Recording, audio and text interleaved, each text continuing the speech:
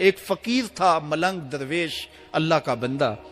اس کی عادت یہ تھی کہ اپنے ڈیرے پہ آنے والوں کو کھلاتا، ان کو پلاتا، ان کی ضروریات کا خیال رکھتا، لیکن کو مالی آسودگیاں نہیں تھی. ہوتا یہ تھا کہ بعض اوقات لوگ آتے تو ادھار لے کر کے وہ لوگوں کو کھلا دیتا. خیر، چونکہ فقیر کا مزاج یہ ہوتا ہے کہ لوگ آئیں اس کے ڈیرے سے کھائیں. بابا بلے شاہ نے بھی کہا تھا نا، اٹ کھڑک کے دکڑ بجے تتا ہوئے چلا، آن فقیر کھا کھا جاون راضی ہوئے بلا. یہ فقیروں کا مزاج ہے. تو جو بھی آتا اس کے ڈیرے سے کھاتا اور وہ ادھار اٹھا اٹھا کے لوگوں کی ضروریات کو پورا کرتے رہتے.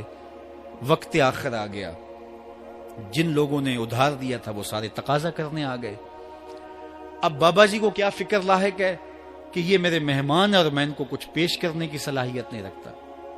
ایک بچہ تھا، وہ کچھ سامان بیچ رہا تھا، پتیسا بیچ رہا تھا یا کوئی اور چیز بیچ رہا تھا. اس نے گلی سے گزرتے ہوئے آواز لگائی، خادم کو کہے سے بلا کے لاؤ. کہا تم بیچ رہے ہو تو میرے مہمانوں کو کھلا دو. بچہ بڑا خوش ہوا کہ میں سارا دن گلیوں میں گھوم کے یہ پتیسا بیچنا تھا، اب یہ ایک جگہ ہی سارا فروخت ہو گیا تو یہ تو موج لگ گئی، میں جلدی گھر چلا جاؤں گا، میری ماں خوش ہوگی. تو سارا ان مہمانوں کو کھلا دیا گیا. اور اس کے بعد کہا بابا جی پیسے؟ کہا تم بیٹھ جاؤ، جب ان کو ملیں گے تو تجھے بھی مل جائیں گے. وہ بیٹھ گیا، 2 4 10 منٹ بیٹھا تو بچہ تھا، پھر کھڑا ہو گیا، بابا جی پیسے؟ کہا جب ان کو ملیں گے تو تجھے بھی مل جائیں گے.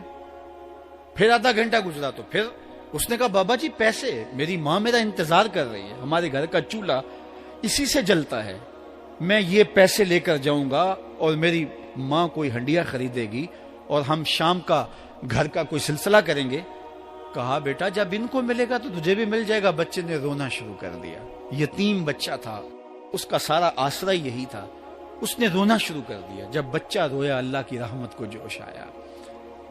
کوئی مرید نذرانہ لے کے ان بزرگوں کے پاس آ گیا اور اشرفیوں کی بھری ہوئی تھیلی پیش کی. وہ اتنے پیسے تھے کہ اس بچے کو بھی دیے، جتنے لوگ آئے تھے سب کا قرض چکایا. کہا جاؤ گھروں کو. تو سب نے کہا بابا جی ہم صبح سے بیٹھے ہوئے تھے تو یہ نذرانہ دینے والا صبح سے نہیں آیا تو اب کیسے آ گیا؟ کہا صبح سے تمہارے اندر کوئی رونے والا نہیں تھا، ایک رونے والا آیا تو باقیوں کا بھی کام بن گیا. بعض اوقات کسی ایک شخص کی وجہ سے باقیوں کی خطائیں بھی معاف ہوتی ہیں.